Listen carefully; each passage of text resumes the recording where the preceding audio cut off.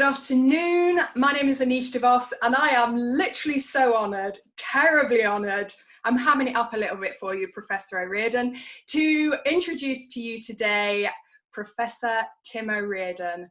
I am possibly one of the most blessed people that I know, because Tim is not only my friend, he's also been an amazing mentor to me in many, many different ways. And at the times when I didn't have belief in myself, this lovely Scottish lilt would come up telling me, come on, Aneesh, you know what you're talking about, which was an incredibly poor accent. So Tim, over to you, and tell us about being a retired professor at the University of East Anglia. Your go. I will butt in. He said I can. Well, Aneesh, nice for your introduction. I have to say it's slightly over the top, but I quite like it. But I also want to welcome your friends, whoever's watching this, because you're part of a family that Aneesh has created, and I find that in itself very important. And the theme of trauma around change, especially when change is uncertain and potentially threatening, is a very important one, and may well become a defining force of how we get through the next 2 to 3 years, and certainly the next decade. But just a bit about my background. Retired is probably a slightly strange word, because I don't retire. I keep working. I just do it in a slightly different way. But basically, I was a professor of environmental sciences at the University of East Anglia in Norwich. It's a wonderful school, very interdisciplinary. It studied everything going on at the top of the atmosphere and things that were going on at the bottom of the oceans and everything else in between. But its greatest strength was that it had scientific insight for Earth systems change and how that related to human behavior, and how human behavior in turn affected the way the Earth is functioning. And that combination made the school really a relevant training ground for a generation of young, active people called our graduates, who were really keen on a mission of trying to safeguard humanity and Earth in a collective enterprise. And my gosh, we need it now. So that's been the hallmark of the University of East Anglia program, has been that we make people and planet and people in relation to each other really part of our focus. And we're genuinely interested in the idea of rights and equality and justice and fairness, because that to me is the driving force of sustainability. If you have society which is not treated well and treats some of its members, and indeed maybe majority of its members, badly, this is where trauma comes in. Yeah, definitely. Then what you have is a society that cannot function as a collective whole. People will just simply splinter and set themselves apart, and that becomes a very devastating and in fact trauma-inducing outcome. So actually sustainability and trauma are totally interconnected phenomena. And one of the reasons why I've always been keen on sustainability is that I want to make sure that the people that I hope I can leave when I finally put my clogs into the air, that these people will be better off when it comes to being able to handle themselves with dignity and with respect and with justice that a society like ours should have right across every element of it. And this is why I love this guy. I mean, he literally, when I hear him talk, I get this lump in my throat and I just want to sob, but not sob in this sadness, just this absolute beauty. And you know, you are lyrical in when you speak about this, Tim. Tim, just lead us through a little bit about what does sustainability mean? Because it's like one of those it words at the moment, like trauma, isn't it? It's like, oh, everything's sustainable. We've got to have a sustainability stamp. What the hell does that mean? Well, the common meaning that most people use is the idea of perpetuation or everlasting or durability. In other words, there's something which is long-lasting, long-term. So people say something is not sustainable, which means it can't last like this for any length of time. That's what they mean by that. But that's not the word of sustainability that I would use. Its ultimate meaning is what the planet is. The planet gets one vital piece of material information and from outside, and that's called sun's rays. Yeah. You could argue, and would not disagree with this, it also has what you might call cosmic energy. And that cosmic energy we don't really know, but I think we are feeling it inside our bones and inside our minds. And it is part of the drive which makes us very sensitive to the fact that we're part of a much bigger whole than just the solar system. Yeah.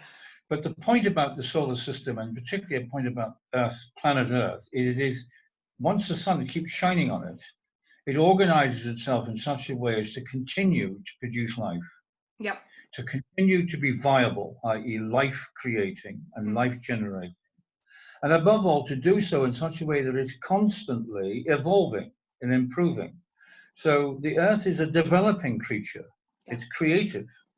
And so we move from dinosaurs to birds, and birds to various mammals, and some various mammals, some of them, to various creatures that hung off trees and then dropped on the ground and eventually ended up as Homo sapiens. Yeah. But that's called creation and that's called development. So the beauty of the Earth is it is constantly changing, and changing in two ways. One is giving itself a greater degree of capacity to survive, because it is highly diverse and highly interacting, and becoming more and more diverse and more interacting if it was left alone, which is not. And the second thing, which is even more important, is it is creating the conditions for its perpetuation. So the Earth actually, every second of every day, is creating an outcome that makes the next second of the next day much more likely to be viable, to be life generating. And that is what gives the Earth its greatest quality. There were 6 times in the history of the planet where the Earth almost came to nothing. It was either destroyed by volcanic activity or an asteroid in some cases, or it was destroyed by a change in sea, ocean atmospheric and ocean oxygen conditions, which led to what's called snowball Earth, where most of the Earth was covered in ice. Yeah. And we do know from the fossil record and from all kinds of interesting pieces of geology that the Earth was actually brought to its knees in terms of species diversity in 6 momentous times. All of these obviously before when human beings were on the Earth. But the point I'm making is that from all of that, when anywhere between 70 and 95% of species were removed, there was just that toehold of life that created everything that we call the biodiverse planet of today. So what is sustainability? It is the perpetuation of life creation and the conditions which guarantee that life creation can continue forever. That is planet Earth. So the Earth is doing its job and it's perpetuating in this beautiful, I mean, you know me, I'm a huge nature person, never happier than when I'm by the sea or walking with the dog in the park, etc. So the Earth gives us this, but what's gone wrong, Tim? What has happened? What's happening to the people in relation to the planet? What's gone wrong? Why have we got this massive pandemic? If the Earth is doing that for us, what did we do? Well, we stand a little bit further back from the pandemic for a minute, because we need to see what human beings have done since they came onto the planet Earth. Yeah. And it's worth knowing that the early human, the so-called pre-industrial human, that we tend to think of as essentially relatively ignorant and stumbling around on the planet, they've actually created quite a lot of change in what we would call the biota of the planet. So so-called prehistoric humans were burning, and burning in large amounts. And in many, many historical studies, they've shown that large parts of North America, large parts of Europe were in fact transformed both by a combination of burning, where fires got out of control. So they're not unlike what we've been seeing recently in Australia and California. Okay. But also because these very early human societies overkilled. They actually killed many more animals than they needed because they had rather brutal ways of seeking to catch animals by collective means. The way in which wolves and wild dogs do things today, they organize themselves into packs and they killed everything that was inside their collective net. Okay. So there's always been an element of the human race which is brutal. And egotistical, would you say? It's damaging to the natural world. Sorry. Would you say egotistical? Would you say our ego has always got the better of us? I think it's something, I mean, after all, there are wild animals, if you look at purely the Attenborough kind of concept of wild animals, that also kill more than they need. Right. But nowadays, of course, most wild animals are in a much more scarce environment for killing prey, and so they're struggling.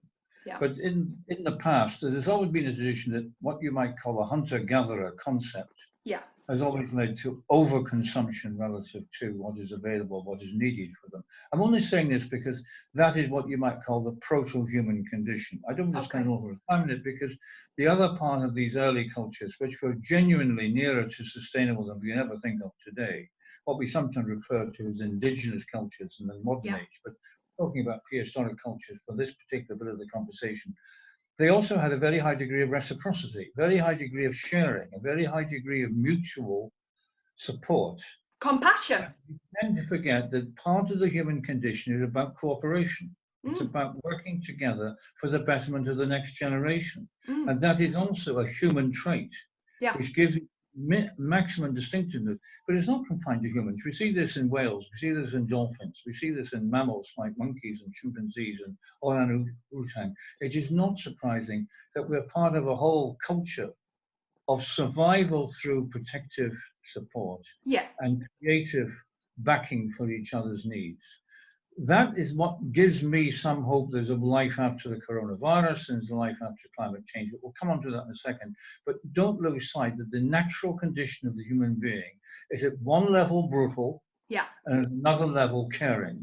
And it's one of the great joys of life that we have these opposites which tend to bump into each other. And only by seeing an opposite bumping into each other do we get an insight into how we can go forward. The Greeks had this great idea of contradiction. They liked the idea of conflict.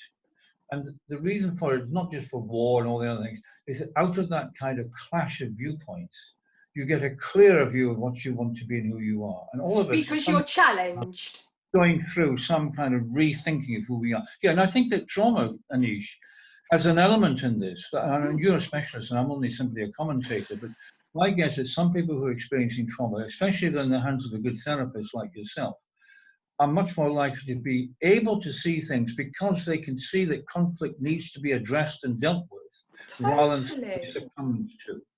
And that was the original human condition.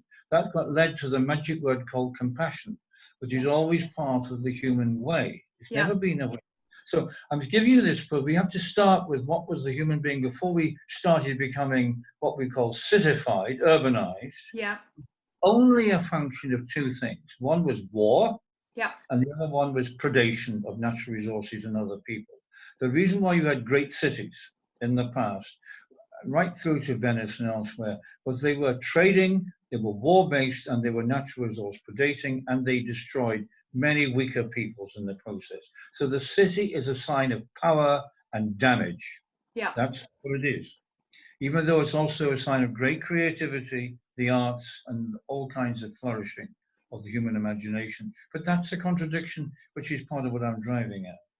Then you get to the period of the Industrial Revolution. That's when the fun and games really started. Though you have to understand the two things I said before.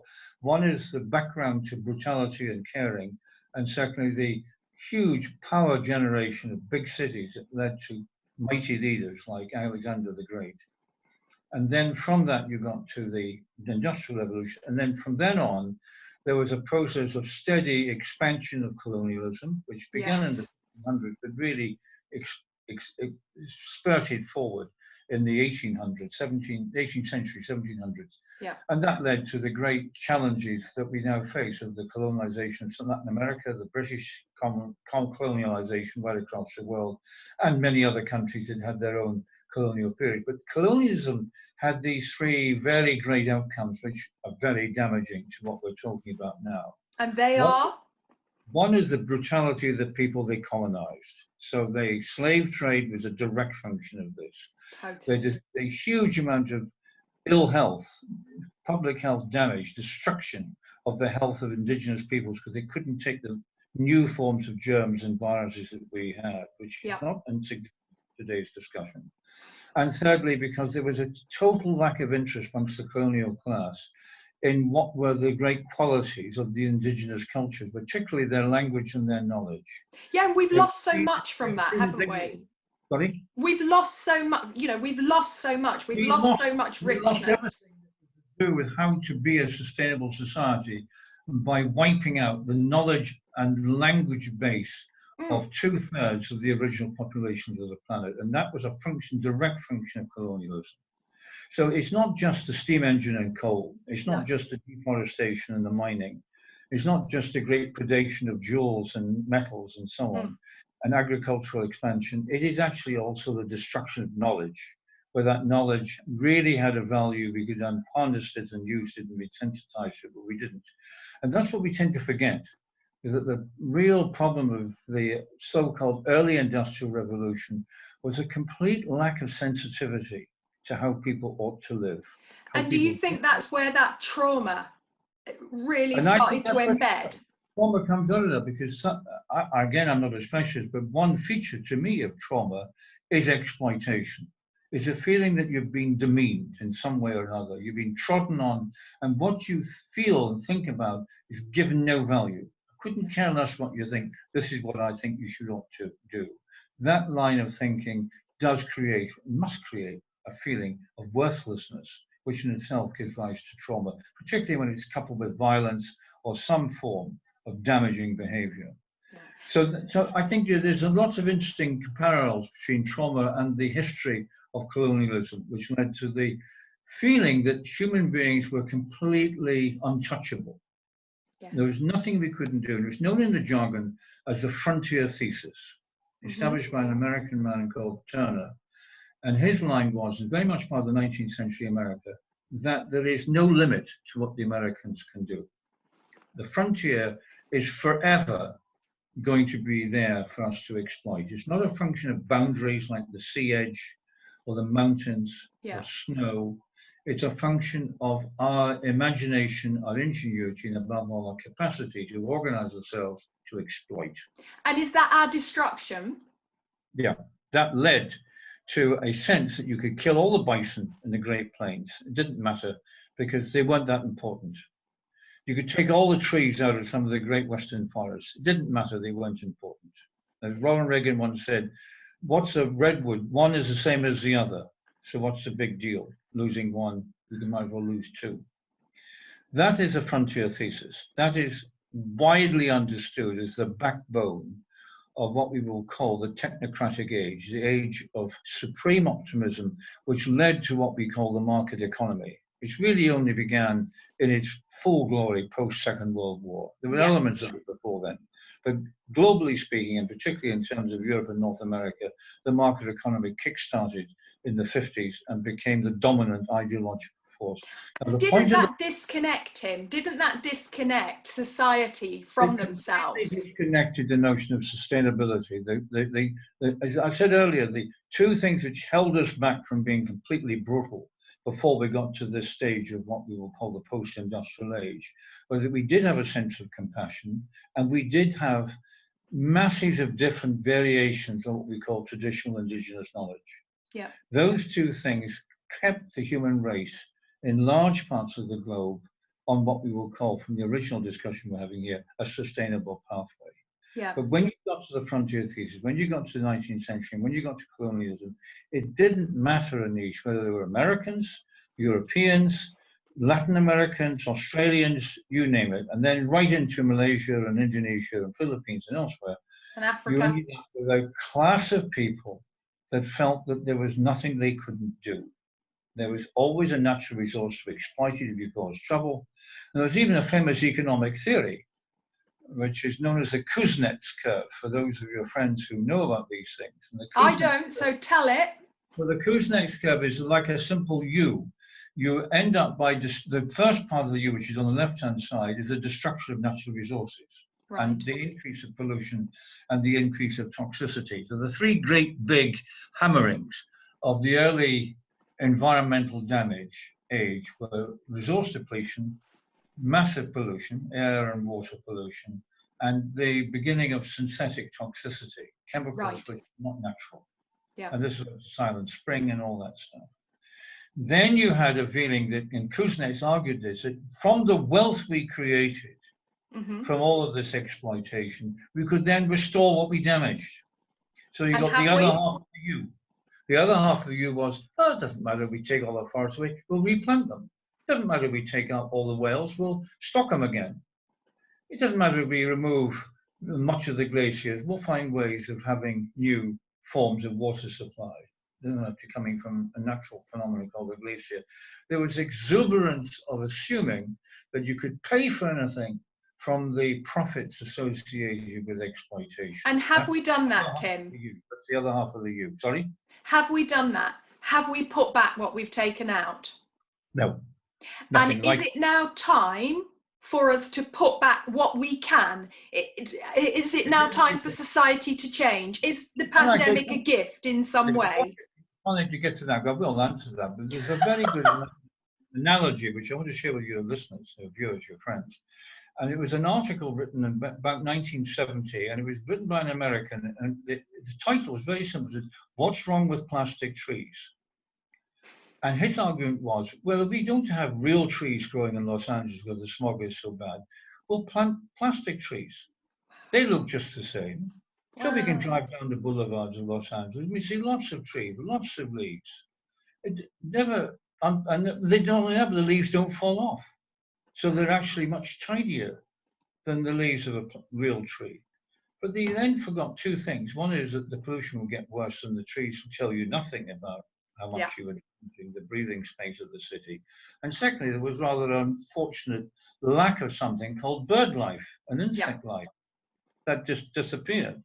So what's wrong with plastic trees is it tells you that that notion of Kuznets, we can always replace with something, is totally fallacious when it comes to sustainability.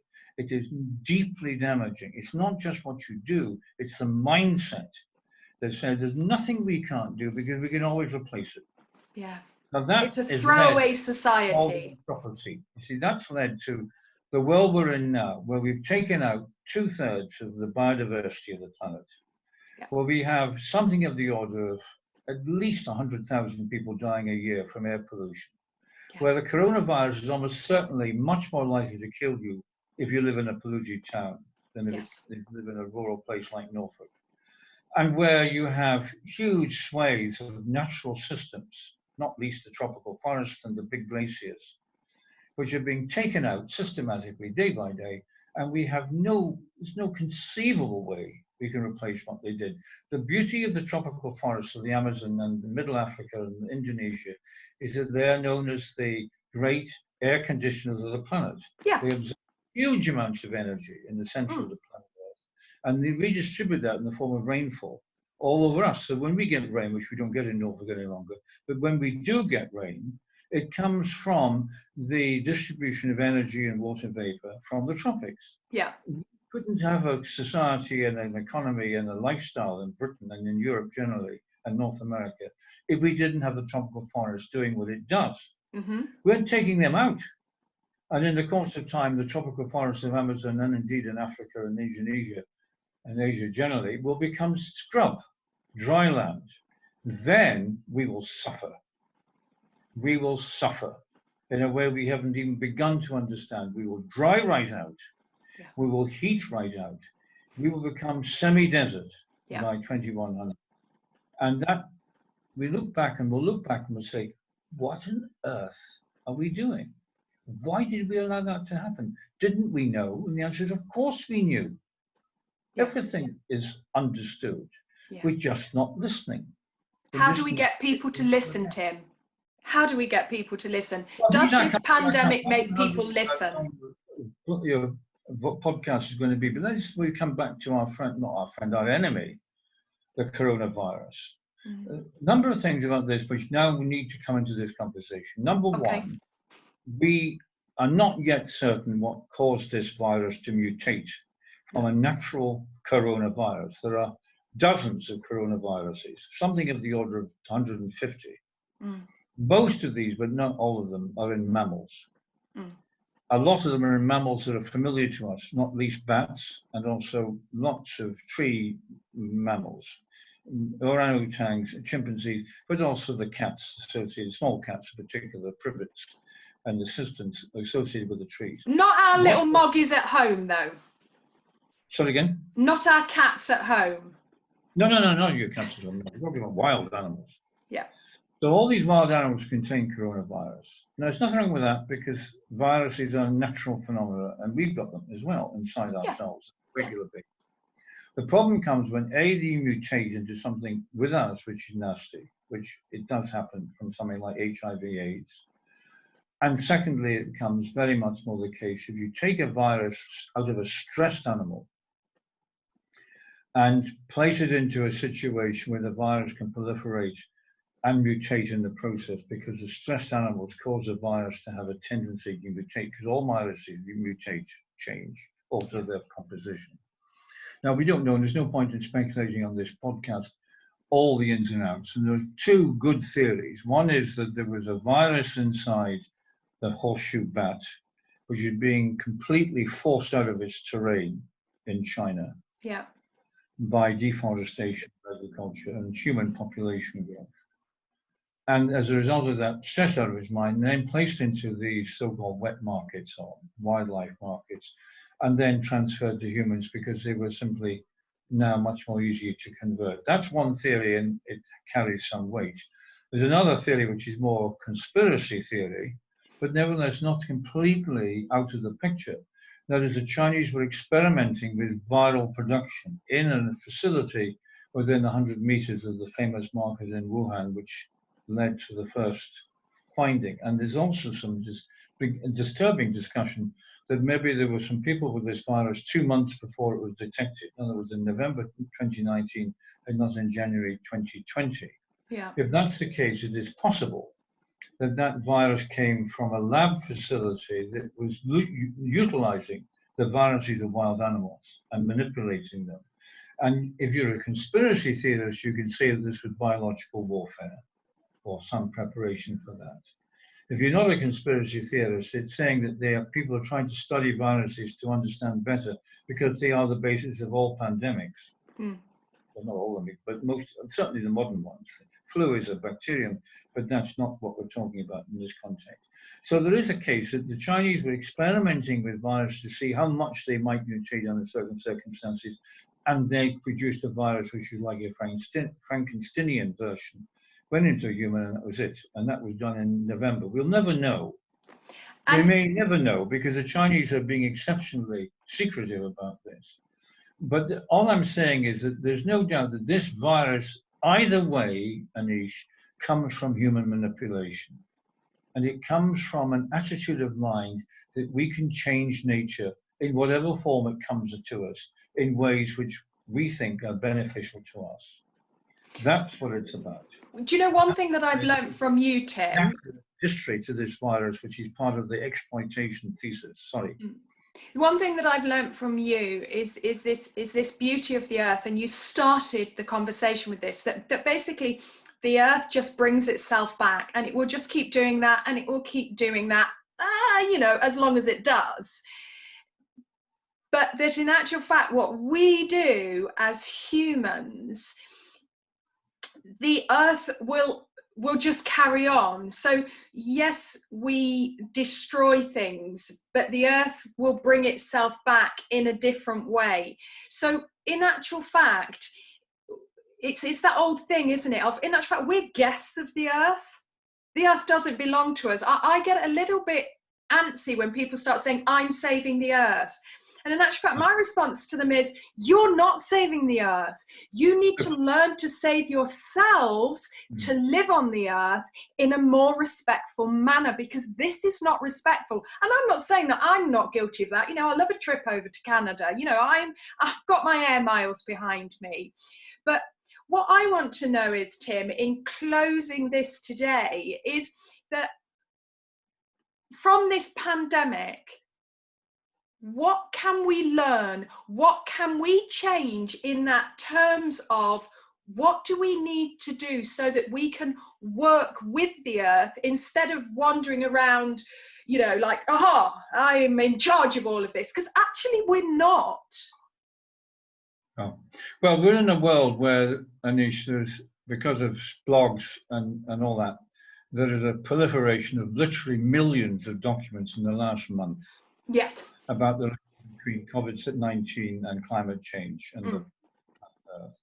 And rather than bore your listeners with a whole lot of this stuff, you can get down to, I always do things in three. So there are three fundamental connections. Number one, that this baby is global.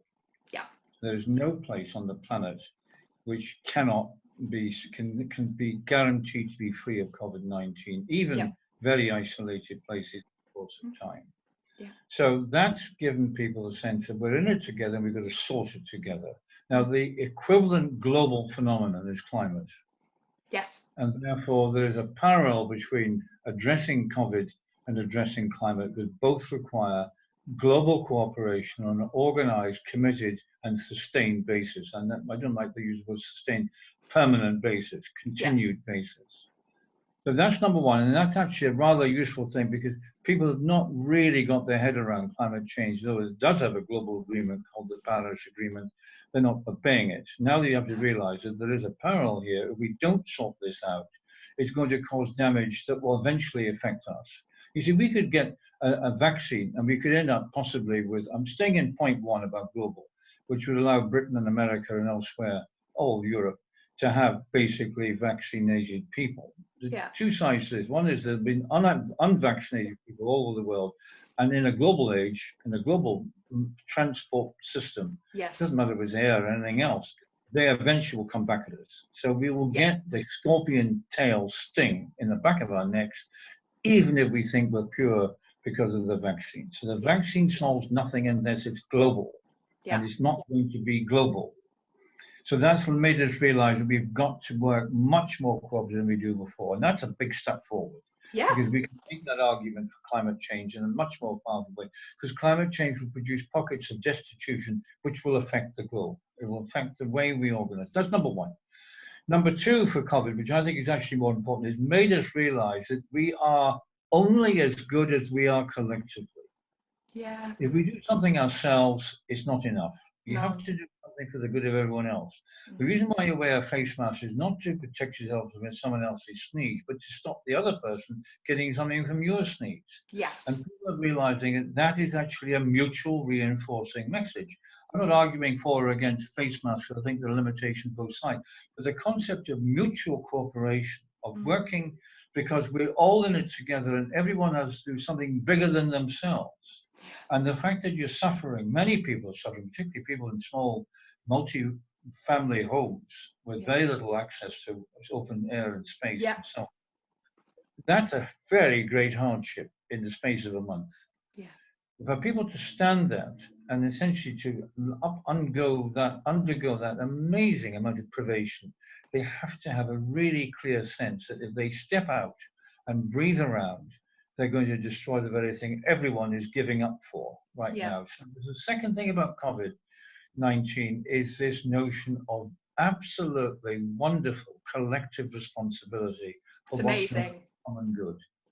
And we finally identified what's the common good. That's the betterment of everyone, the reduction on the pressure on the health service, but above all, creating an opportunity for the next generation to have a decent life and not to be constantly conflicted by COVID-19 or its variants.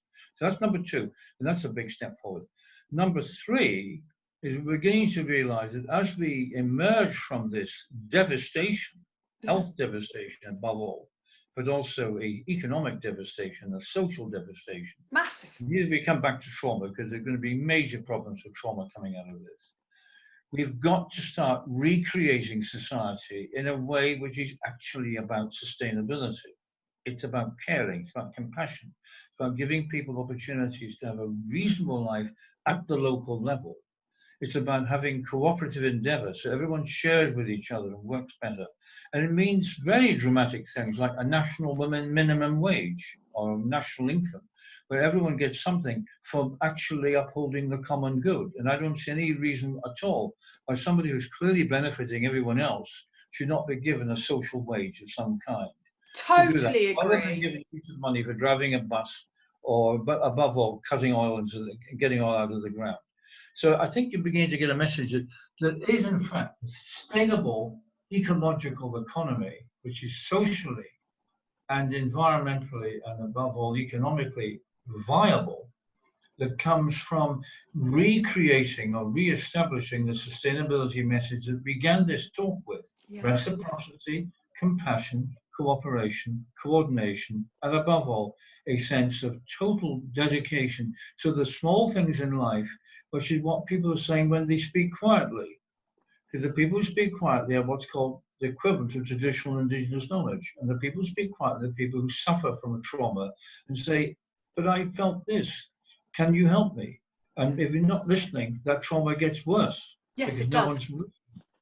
But if someone says, you need to work with that, how can, and then of a sudden, we might find that such many people who suffer trauma, in many cases from brutality of some kind or another, in this new world might be given a socially valuable thing to do, caring for somebody who otherwise would not have their support, growing plants that will allow the people to eat locally, maybe do it yourself, so we have self-built homes or self-built accommodation, creating new nature areas so that people can enjoy bird life right at their doorstep and not have to travel and jet to some distant place. Those are the kinds of things which I think could come out of this.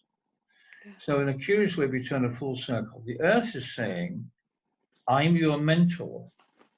Cosmic world is saying, I'm your mentor. Listen to me, look at me.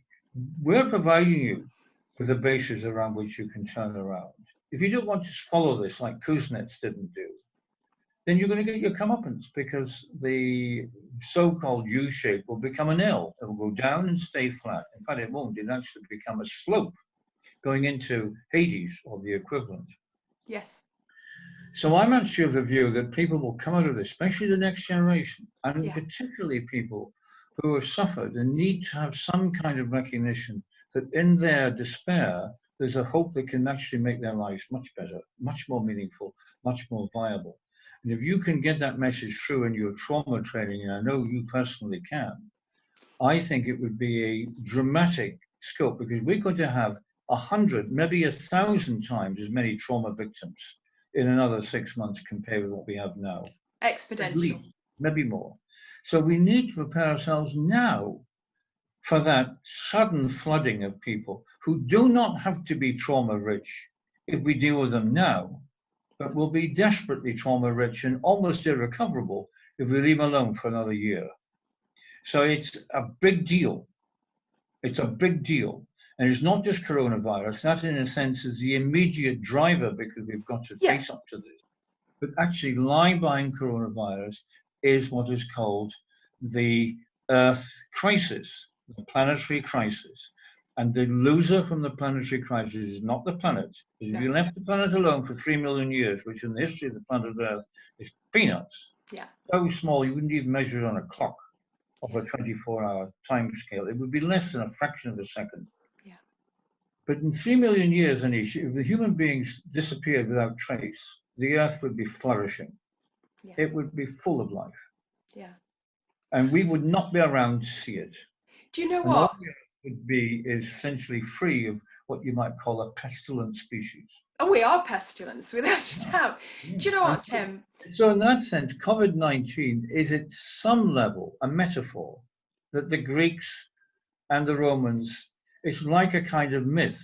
It's something that says, look, listen to what we have to say. Listen to what we're offering you. If you want to take it on face value, then you will go on as you've done before, or some variant of it, because there'll always be some change, but you're going to suffer, and you'll never free yourself of suffering. So it's like John Bunyan's Pilgrim's Progress. There will always be a burden on your back, and you will never be able to get to where you want to go, because that burden will get heavier and heavier, and eventually you'll sink into the slough of despond. These were allegories for the way the world will go if we don't listen and don't respond. But if we do what you guys in the trauma field are doing and start recognizing that here's an opportunity to give people real dignity and reciprocity and compassion, and they then can become valued citizens in a new world which is sustaining, then we've got somewhere big time. So it is not just a global pandemic, it's not just a global crisis in terms of Earth system breakdown, and it's not just the Anthropocene, as they call it, the human domination. It is a transformational moment. And I think we have the capacity now in the next year, it's going to take that long to get anywhere near to salvation from this struggle. In the next year, we will see a huge change of attitude and outlook compared with where we are now. You mark my words, you should interview me again in March or April 2021. And I bet you any money you like, you should take me and then play that and then play the next interview. What did we learn from what you said? I'm not saying I've got the greatest knowledge. I'm not even beginning to say that. I'm saying look, we can do this because we're going to create the knowledge. It's not my knowledge that's important. It's our collective knowledge, which is important. Yes. And Yeah. that collective knowledge comes because we share it and we express it and we live it and see it through. And that's what I feel. You and your pals in the area of trauma, you've got trauma therapy, have got a vital role to play. And somewhere down the line, you should be deserving of a basic national income because you are actually part of the salvation of the human species. That's the bit we haven't got our head around. And The Economist doesn't give any value to this. But we're not driven any longer by economists. The strange thing about this is that the three groups of people who are likely to become malfunctional in the next 6 months are, first of all, the fossil fuel sector. Yes. Because Good. they've got basically nothing to sell. And when they start having something to sell, we're going to clobber them with a renewables argument. Secondly, the despots, because they are standing on crumbling ground with a little bit of luck. Apparently injecting themselves with all sorts of chemicals. Well, we'll leave that, but it'd be rather nice if you took pure bleach. It would be rather nice. But it's just the whole idea that the despot is increasingly seen as having no clothes and standing on not just clay, but actually fragmented ground. And that's a very. And the third thing is that the notion of the market and the economics of human exchange will have to be transformed into a sustainability ecology paradigm. And that becomes the driving force of what we define as prosperity and wealth creation. And that is the essence of what we call a living planet with a viable human population, where everyone on it is given a fair due. And the payment for that, if it's like the reciprocity for that, is that you live sustainably and do so joyably because you realize that's the right thing to do. So it becomes eventually a moral as well as an ecological message. Tim, I mean, literally, you and I have indeed spent many hours in these conversations, and you always, as you did earlier when you said that the earth is our mentor, I literally cry at that because it says something to me inside. And I'm hoping that when other people listen to you, that they will have that as that takeaway, that we have this amazing chance right now to flip this over. For sure we're in a pandemic, for sure this is traumatic, but you know, out of that trauma, I often, when I work with clients and we find that little nugget that enables them to grow, to have that post-traumatic growth, I often say to them, and that's your gift in barbed wire. Because it's so hard to open it, it's so painful to open it, and it is like having barbed wire across you. But once you come out of that, once you find that learning, because we cannot change what has happened, and that's the thing about trauma, you cannot change the event, but you can change how you perceive it. So we cannot change what we have done to this beautiful, beautiful earth. We cannot change it in terms of what we have done, but we can change it in terms of what we do. And I think that genie that has now come out of the bottle, the very fact that we now know that in actual fact, the important workers are the people who delivery, are the people as the care workers, the NHS, the postal system, the supermarket workers, the ones that apparently didn't even earn the right amount of money to have access to this country. They are the ones that are holding us, and they are doing it out of that very, very thing that keeps us away from that old primitive brain of war and power, because that's from a fearful place, and has led us to this beauty of compassion. And I think that beauty of compassion is our saviour. And as a collective, that is what saves us to go forward. And I don't mean in a biblical way.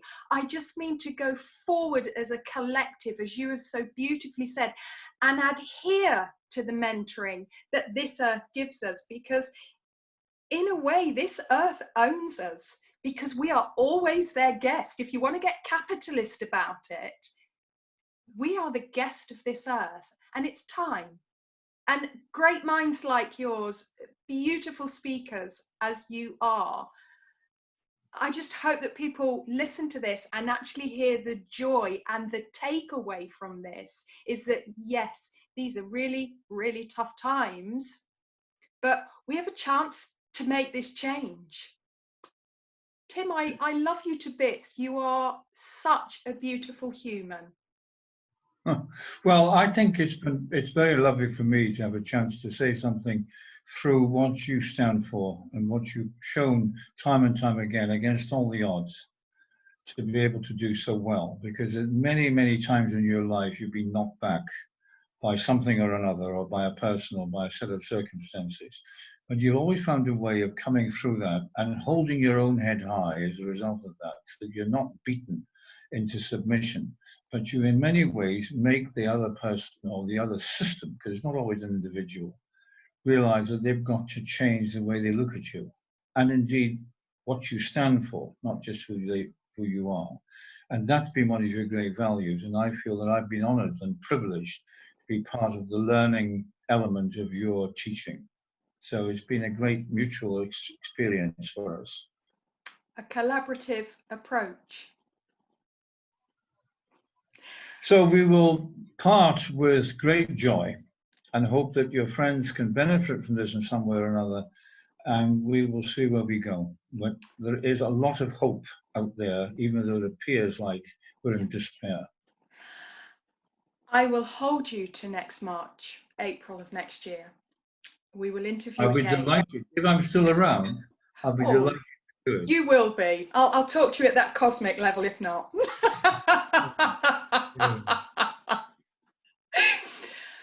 Take care of you, and you know what, many, many thanks, and thank you for taking the time to agree to my natterings and chatting as I do. And as ever, Tim, much love to you, and until we meet again to have, as the Queen says, but we'll be having that walk on Blakeney Point.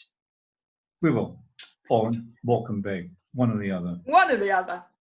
Okay, my love, take care of you. And also to all you and to all your friends, and I'm needed to say to Connie. So I'm wishing you all well. We've got to wish each other well every time. We should. Yeah, we really should. We should. Okay, we're going to stop and go.